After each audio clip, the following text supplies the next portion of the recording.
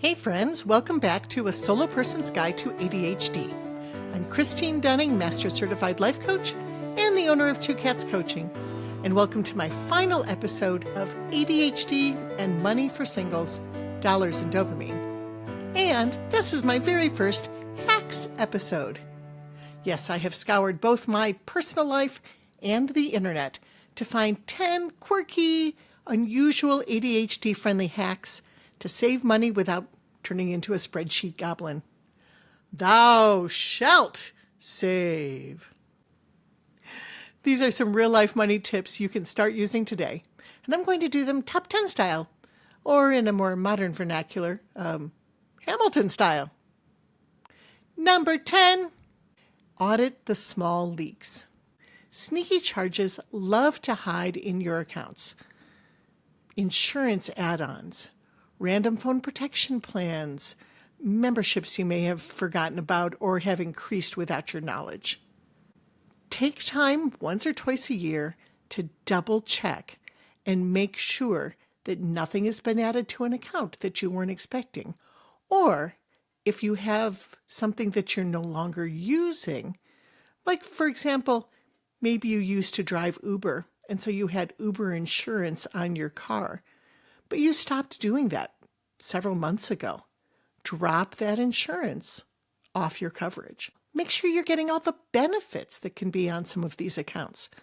A lot of streaming and internet accounts have offers for free streaming. I know my health insurance offers a free Calm membership, the Calm app, which I just love and I use all the time. And I love the fact that I don't have to pay for it. So again, once or twice a year, sit down, hunt those suckers out. It's not the sexiest thing we're going to talk about today, but it'll easily save you $100 or more a year. Number 9, renegotiate your bills. Call your phone or internet company once a year and ask about promotions. A lot of them will say, oh yeah, you're overpaying for the amount of coverage you have and what you're doing. We can drop your price. If they can't or are unwilling to, double check around and see if there is a different carrier that can offer you the same service that is cheaper. Honestly, and I promise you this is not a plug, I do not work for these people. I switched to Mint Mobile about 6 months ago. I now pay $240 per year. I pay it once in a lump sum. No bill to think about for 12 months. I was paying almost $100 a month beforehand. So that's a huge savings. If you get paid every other week or twice a month, think about sneaking in an extra loan payment once in a while. It shaves time and interest off your debt, especially if you get paid every other week. That means once in a while you have an extra check. And lastly, under this renegotiation, move around your due dates to just after when you would normally pay that debt. Me personally, I pay on the last working day of the month. That's my payday.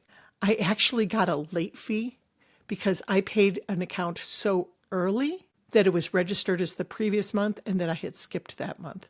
I got it taken care of, but still, it's like, let's move the due date. That's so silly that I should get penalized for paying earlier than you expected. Check your local area for free programs. If you own a house or do some gardening, free mulch, compost, and things like that are often available within your city, and they're free. You've already paid your taxes. So look around to see what your taxes are supposed to pay for. You can usually find all of that on your city or county's website. Double check. And number 7, under that same category, libraries are so much more than books. So personally, I live in Denver. And my library card is amazing. Of course, I get ebooks and audiobooks, which, by the way, I can listen to those audiobooks for free right off my app. Free passes to state parks and museums. You can borrow power tools and bike repair kits. You can borrow things like Chromebooks and sewing machines. Got a project you want to finish? Borrow a sewing machine for a week. You can go in and use things like 3D printers. get infrared leak detectors, and all for the low, low price of free with your library card. Number 6, the day after Thanksgiving hack. Some people love doing Black Friday. They love going to the mall and trying to find things on sale. I'm going to warn you, sometimes those deals are great. Sometimes you have to wait a long time in line for 5 available televisions. So I don't love that. I'm not really a big purchaser of things. I'd rather look online. Here's where I do go. The day after Thanksgiving, and the day after Christmas works too. I go to the grocery store, and specifically I head to the meat market. Because here's the deal. For both Thanksgiving and Christmas, they have stocked up on hams and turkeys, because those are the 2 big sellers. But they still have to have full racks of everything else. Ground meat, pork chops, chicken, fish, you name it. But those don't sell. And so the day after Thanksgiving, and I wait about an hour and a half or 2 hours until after they've opened so that they have a chance to come in and mark things down. All that overstock gets marked down. I end up buying usually about $100 worth of meat and sticking it in the freezer, and you eat them for months. I got 2 fresh turkey breasts last year for less than $5 total. It was at least a week and a half's worth of meat that I got for less than $5. Try it. Number 5, claim your unclaimed money. Most states have a treasury website for unclaimed funds. Forgotten paychecks, utility deposits, refunds. Those of us with ADHD, our brains are famous for losing track of some of that stuff. And it's really easy to do. You go in, put in your zip code and your name, first and last, and then start scrolling through. One suggestion, put in your name a few different ways. First initial, full name. If you have a maiden name, double check that. Start scrolling through and you'll see things and you'll recognize the stuff that's yours. It's like just recently I got a notice suggesting that I look things up, and I did. Wasn't a lot, but I found $11. Free money. Number 4, food rescue apps. Apps like Too Good To Go and Flash Food let restaurants and grocery stores sell leftover or nearly expired food for cheap. It's great for donuts, bagels, pastries, and sometimes you can even get full meals. Usually about 1/3 of the price. Just remember to check pickup times and parking. Number 3, stack your reward apps. Become a coupon ninja. Now, I'm not talking about the kind of person who has 40 containers of laundry soap because they were able to do those super high deals.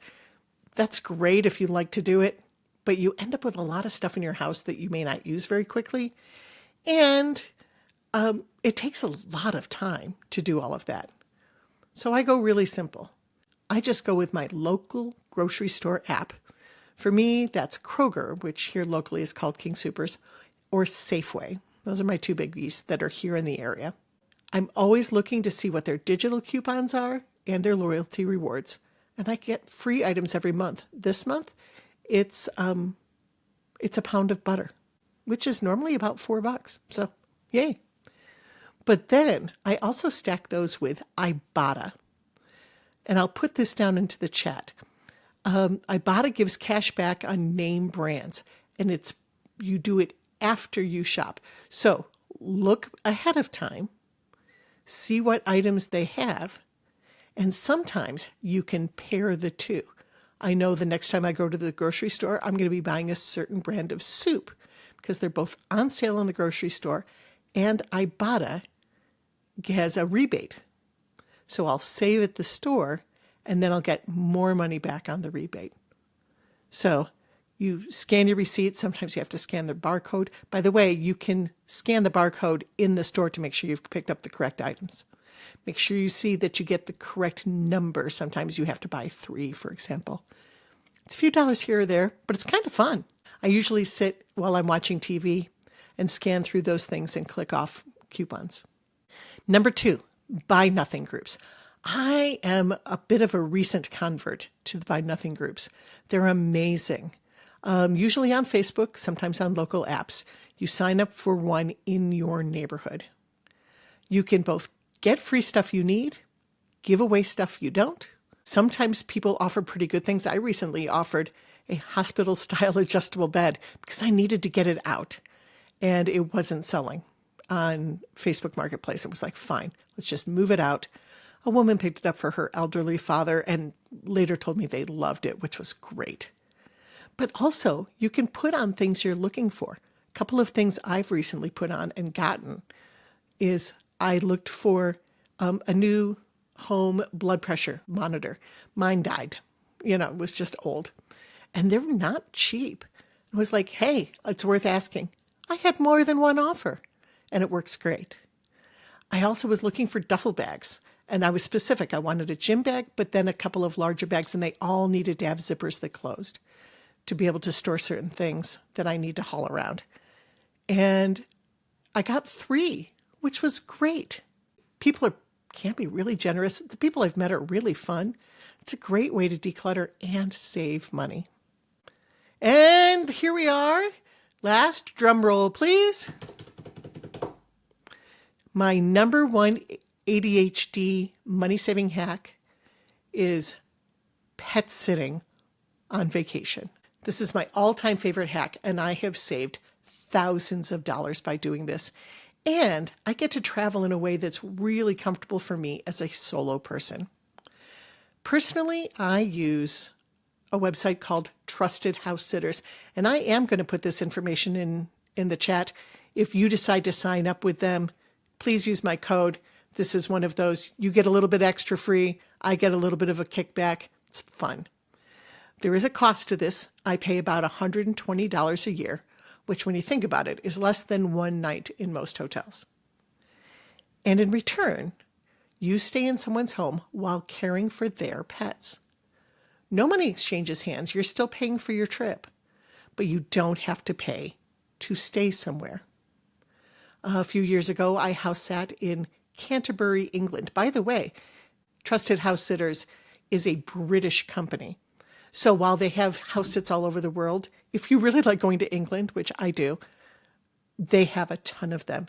Pro tip, if you can go over the Christmas holidays, I can't because I always work over the Christmas holidays here locally. But if you want to take a Christmas vacation, say leave about December 20th, come back in early January, you can have your pick of places to stay.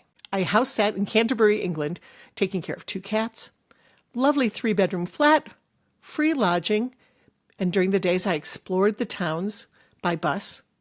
I was asked to come back and do another 3-day stint after my original 8 days. That gave me enough time to hop on the Channel to Paris, where I was able to stay in an Airbnb pretty inexpensively and did all my Paris exploring, which was really fun.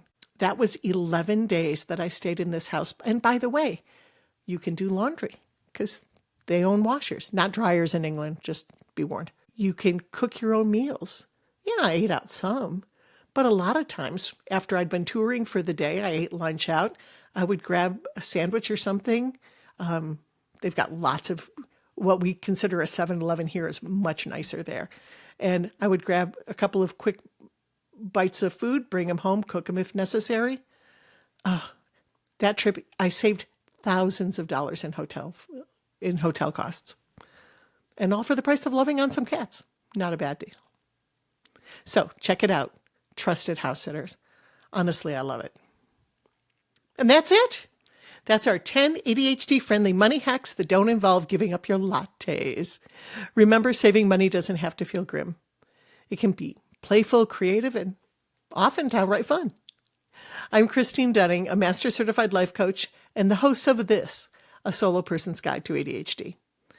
Thanks for hanging out with me this month while we tackled this roller coaster ride of ADHD and money.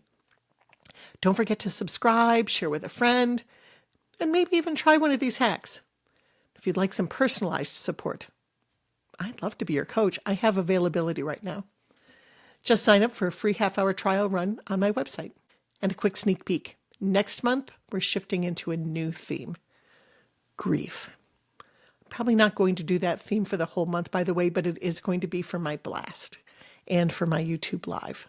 I'll be teaming up with a dear friend of mine who is a hospice chaplain and also a fellow person with ADHD. We're going to talk about all the different forms of grief.